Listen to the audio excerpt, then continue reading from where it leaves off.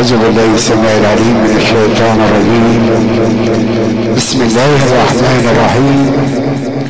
وكذلك أوحينا إليك روحا من أمرنا ما كنت تدري ما الكتاب ولا الإيمان ولكن جعلناه نورا نهدي به من نشاء من عبادنا وإنك لتهدي إلى صراط مستقيم، صراط الله الذي له ما في السماوات وما في الأرض، ألا إلى الله تصير الأمور. صدق الله العظيم وبلغ رسوله الكريم ونحن على ذلك من الشاهدين.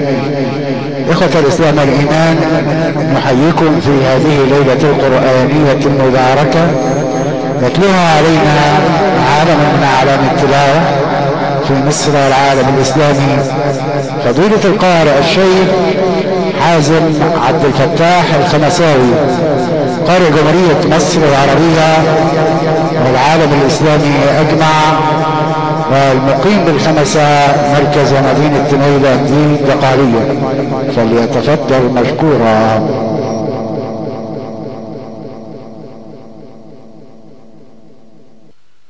أعوذ بالله من الشيطان الرجيم.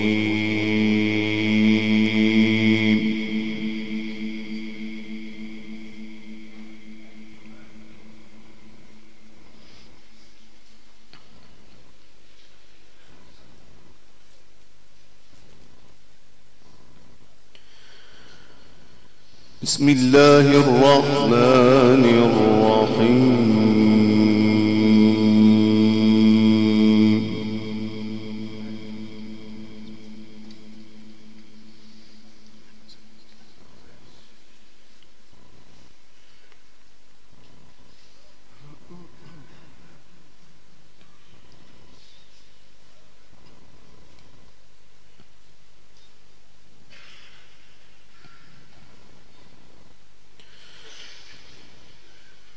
ادع إلى سبيل ربك بالحكمة والموعظة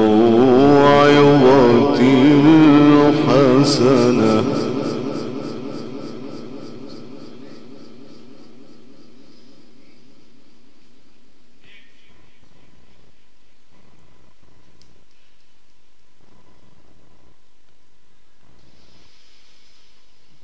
ادع إلى سبيل ربك بالحكمة والموعظة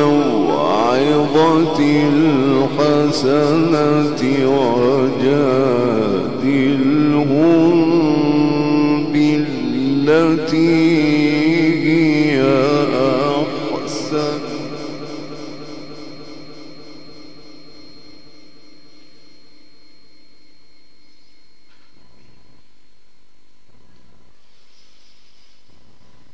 إن ربك هو أعلم بمن ضل عن سبيله وهو أعلم بالمهتدين.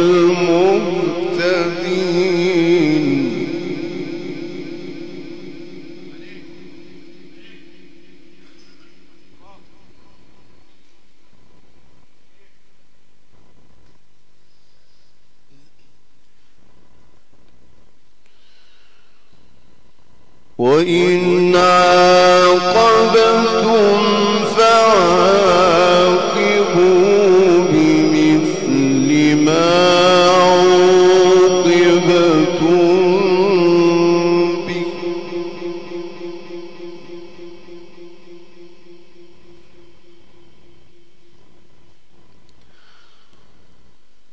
ولئن صبرتم لهو خير للصابرين.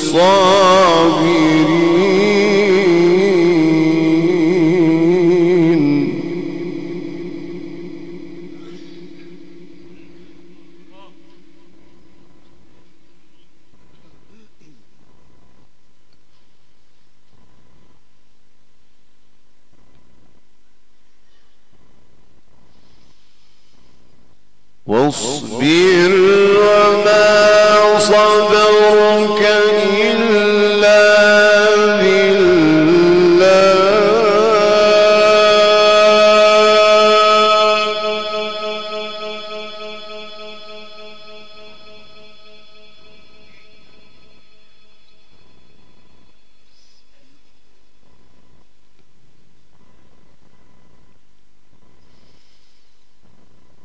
ولا تحزن عليهم ولا تك في ضيق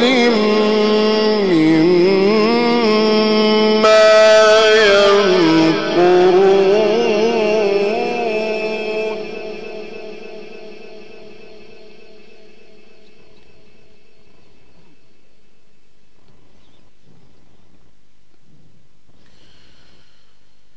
ادع إلى سبيل ربك بالحكمة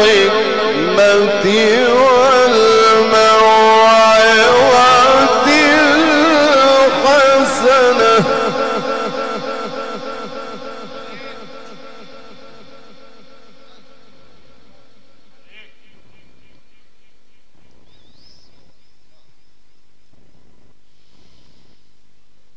ادع إلى سبيل ربك بالحكمة والموعظة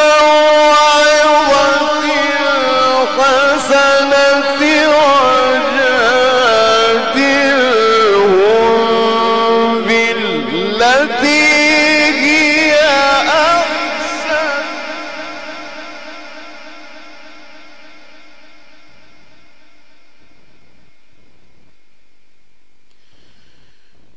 إن ربك هو أعلم بمن ضل عن سبيله وهو أعلم بالمهتدين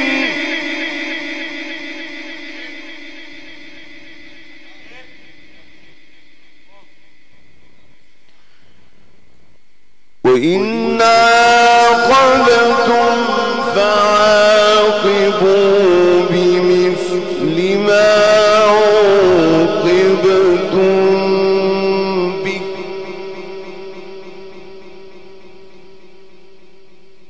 ولئن صبرتم لهو خير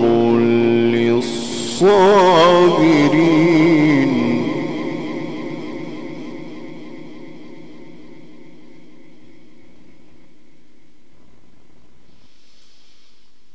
ولئن صبرتم لهو خير للصابرين واصبر وما صبرك إلا بالله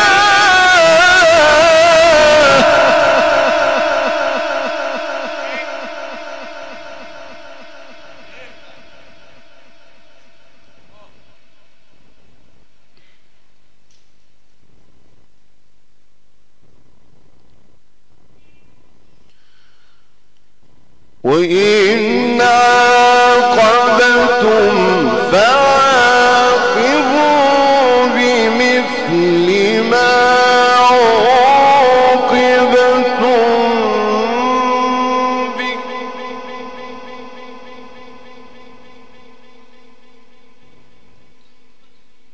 ولئن صبرتم لهو خير للصابرين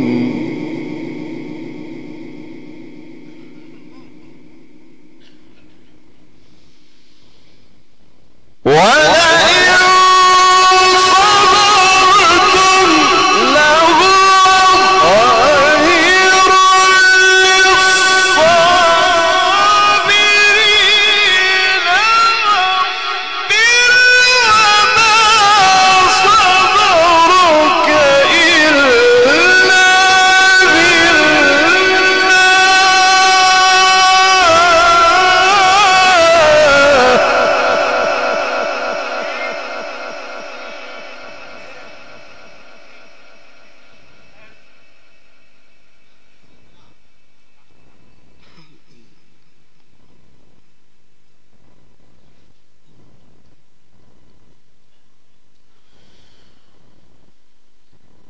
ولا تحزن عليهم ولا تك في ضيق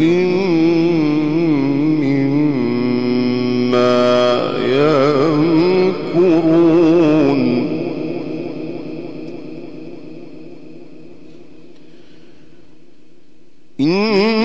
إن الله مع الذين اتقوا والذين هم محسنون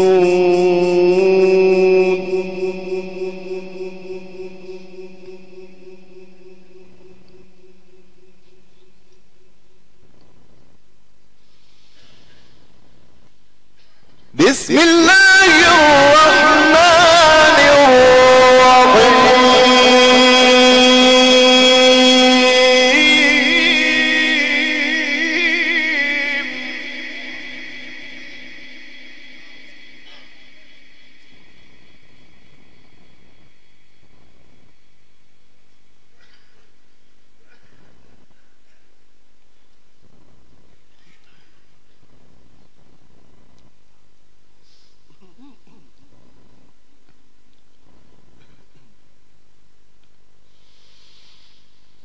سبحان الذي أسرى بعبده من المسجد الحرام إلى المسجد الأقصى الذي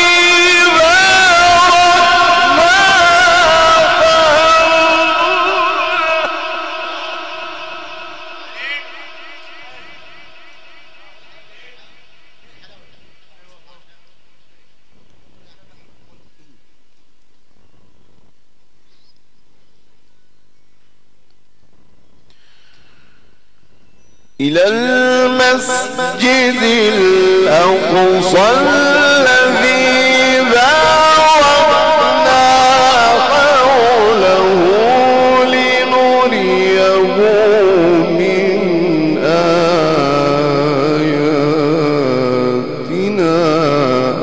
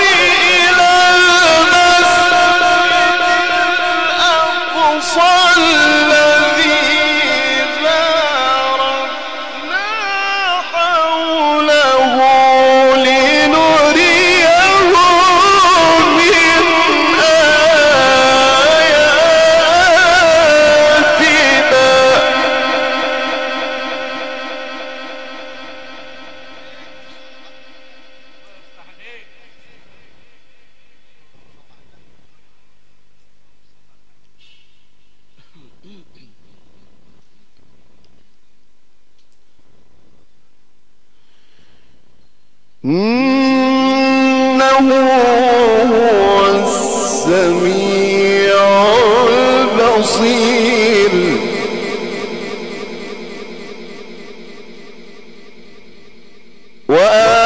وآتينا موسى الكتاب وجعلناه هدى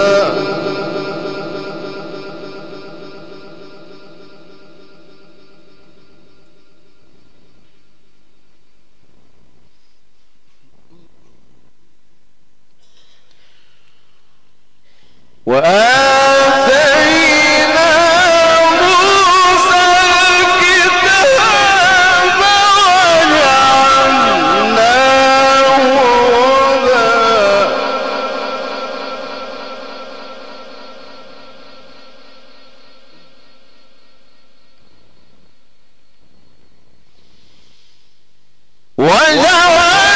وجعلناه هدى لبني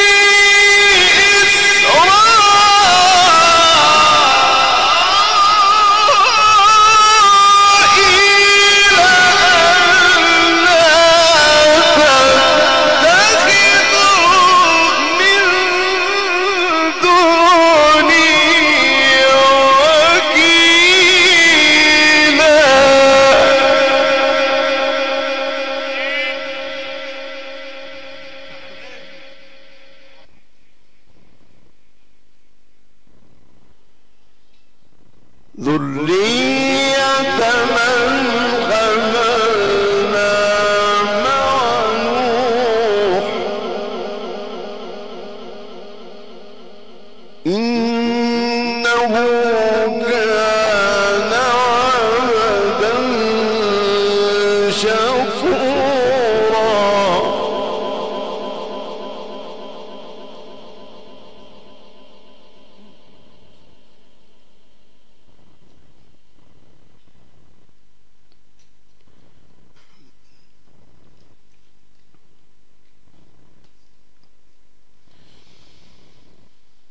وقضينا إلى بني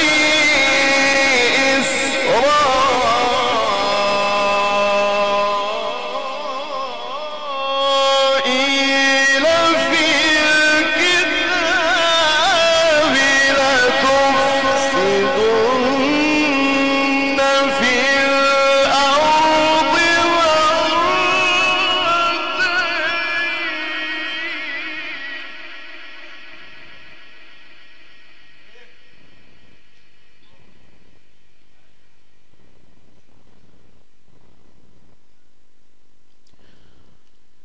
لتفسدن في الأرض مرتين ولتعلن علوا كبيرا.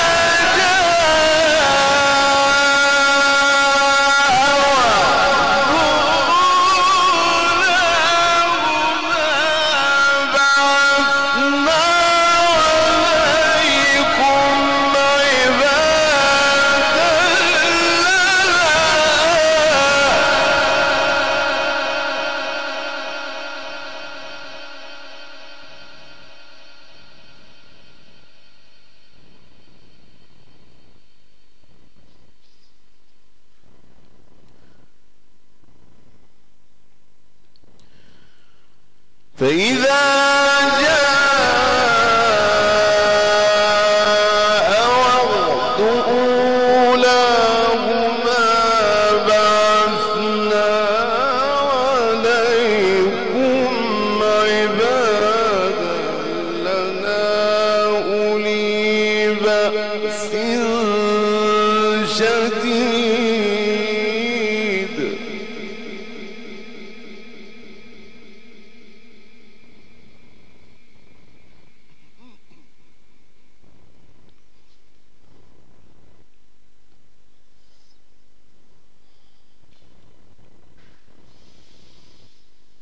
فإذا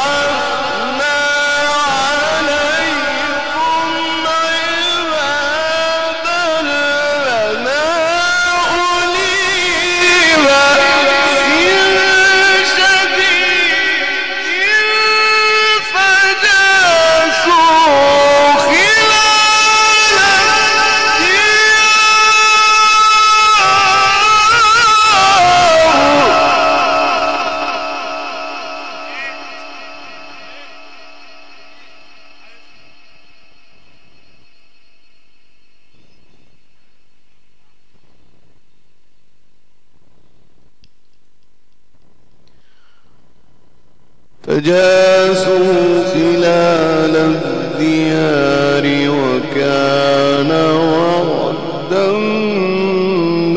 مفعولا.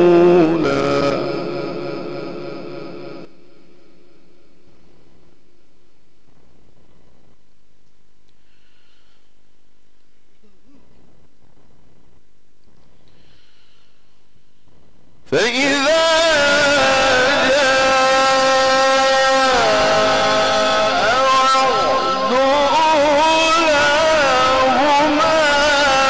بعثنا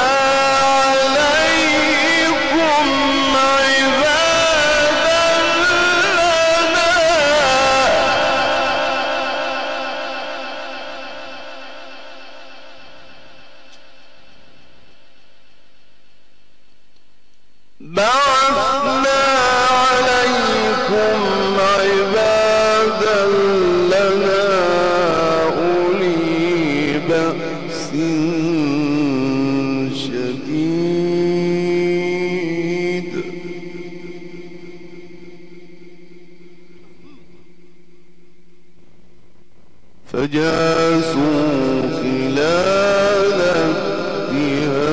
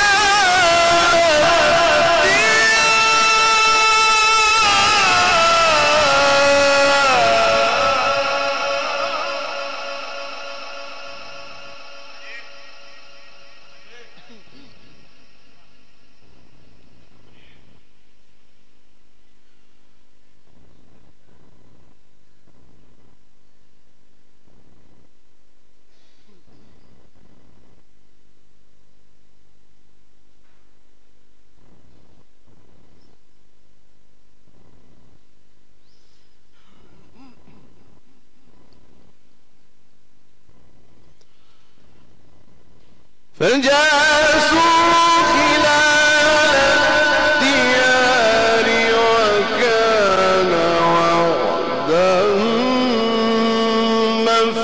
مفعولا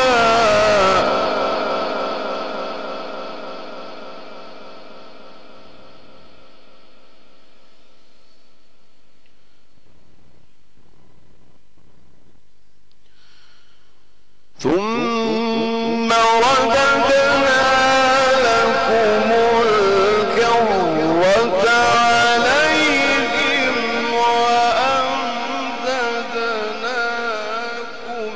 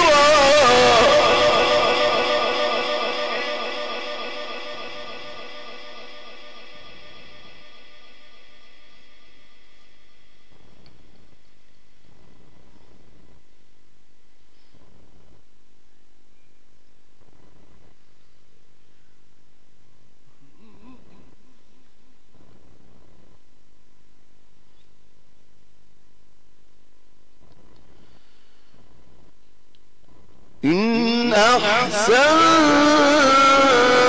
أحسنتم أحسنتم لأنفسكم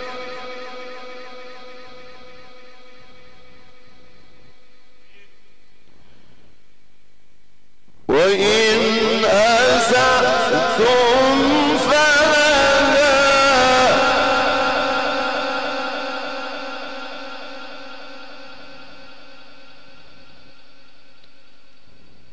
وإن أسأتم فلها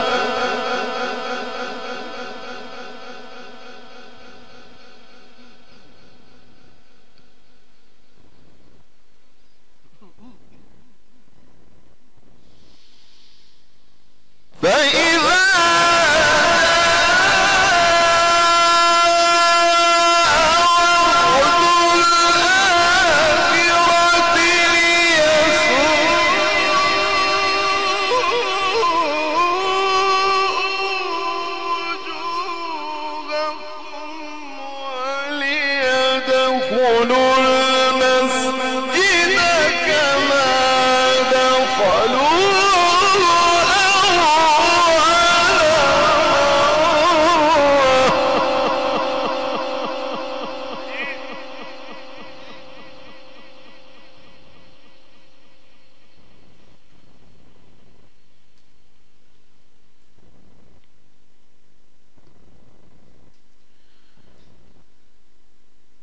وليدخلوا المسجد كما دخلوه أول مرة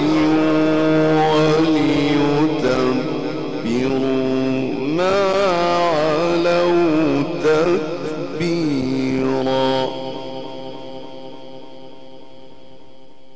عسى ربكم أن يرحمكم وإن عدتم عدنا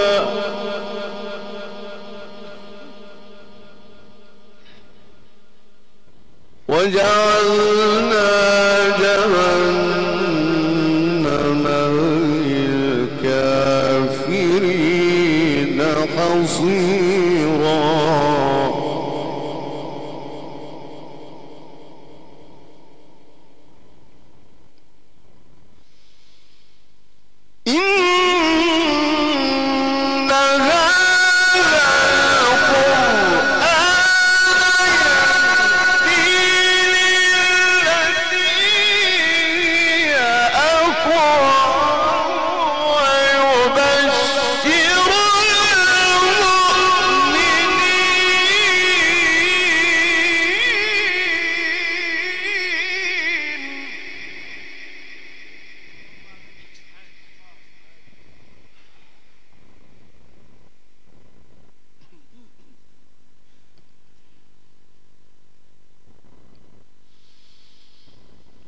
ويبشر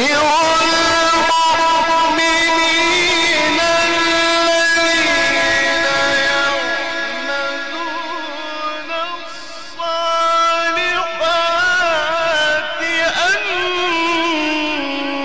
لهم أجرا كبيرا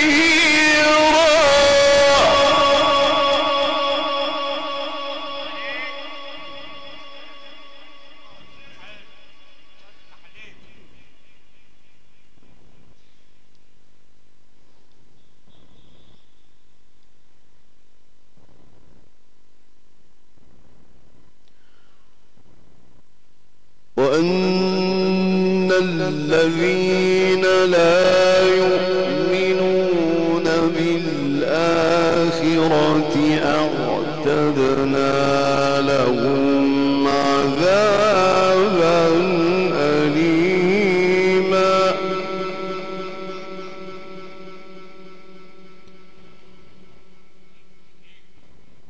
ويدعو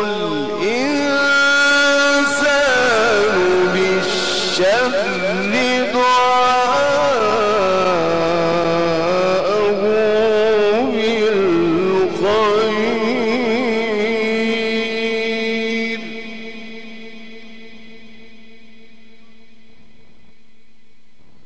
وكان الإنسان عجولا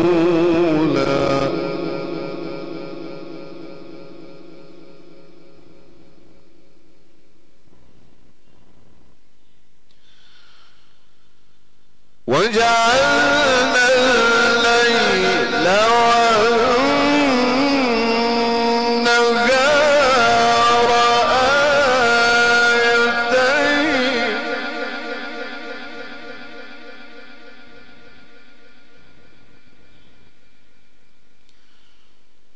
وجعلنا الليل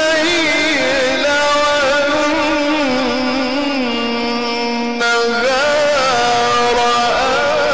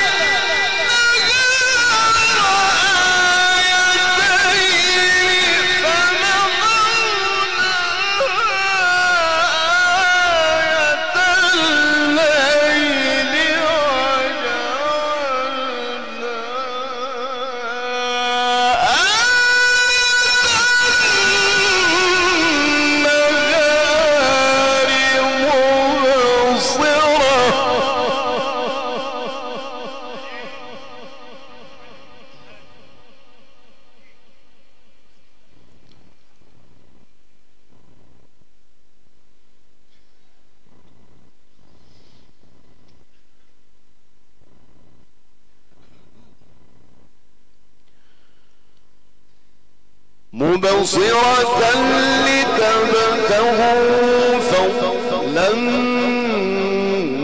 من ربكم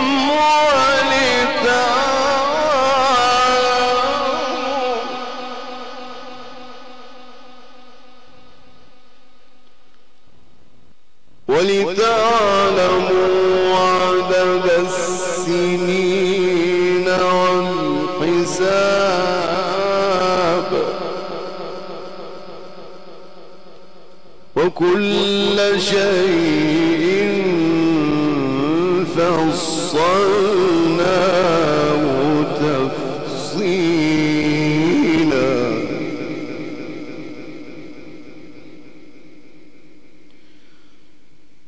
وكل إنسان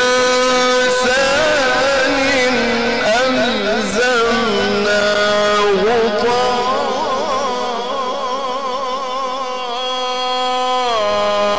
طائره في عنقه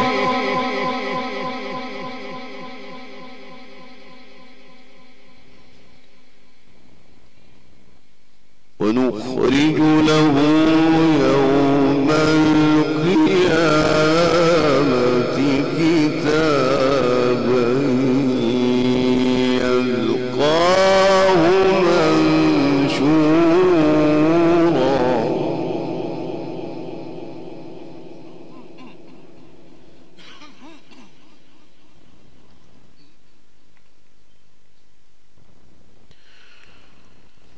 ونخرج له يوم القيامة كتابا يلقاه منشورا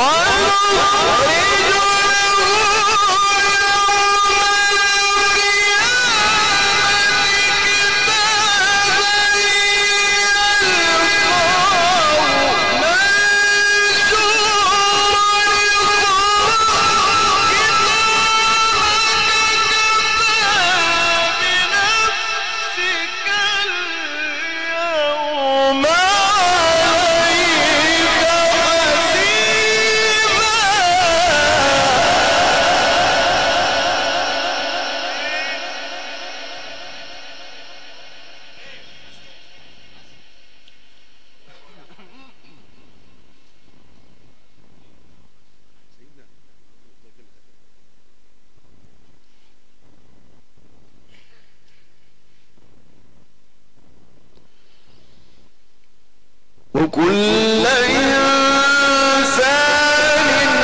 ألزمناه طائره في عنقه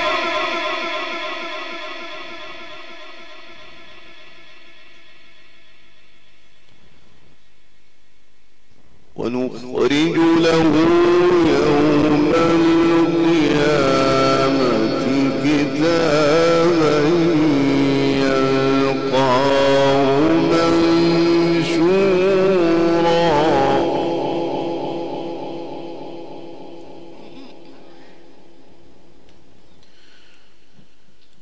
اقرأ كتابك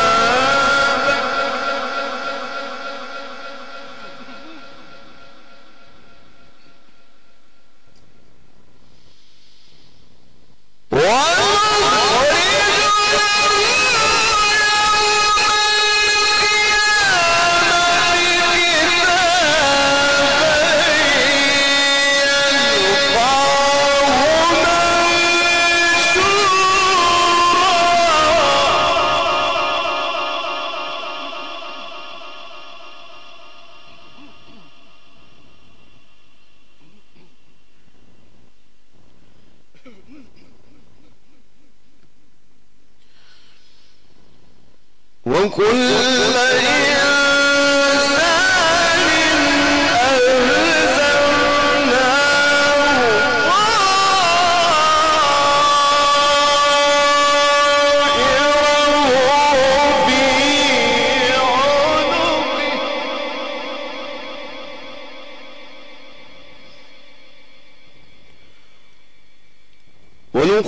له يوم القيامة كتابا يلقاه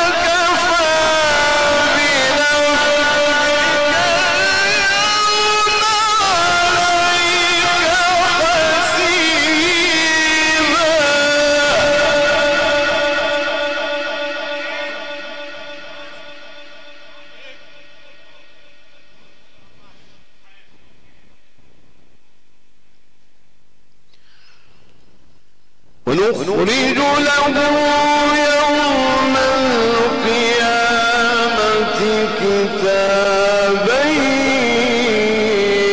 يلقاه منشورا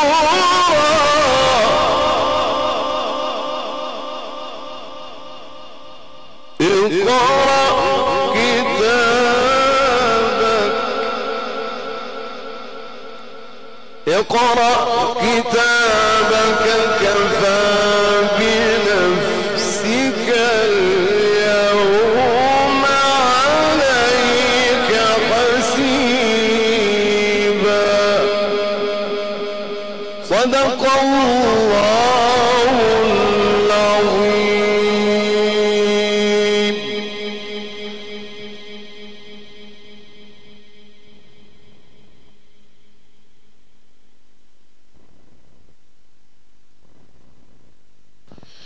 ولو أن قرآنا سيرت به الجبال أو قطعت به الأرض أو كلم به الموتى ولله الأمر جميعا. صدق الله العظيم وبلغ رسوله الكريم ونحن على ذلك من الشاهدين. إخوة الإسلام والإيمان، سمعنا سويا إلى علم من أعلام التلاوة في مصر والعالم الإسلامي فضيلة القارئ الشيخ حازم عبد الفتاح الخمساوي، قارئ جمهورية مصر العربية العالم الإسلامي أجمع، قارئ الإذاعة والتلفزيون العربي، والمقيم بالخمساء مركز مدينة تميل الأنتيك قارية. نقلناها على أسماع حضراتكم على إحدى مكبرات الصوت والإنارة الحديثة ودار عماد عبد الفتاح السيد السمارة.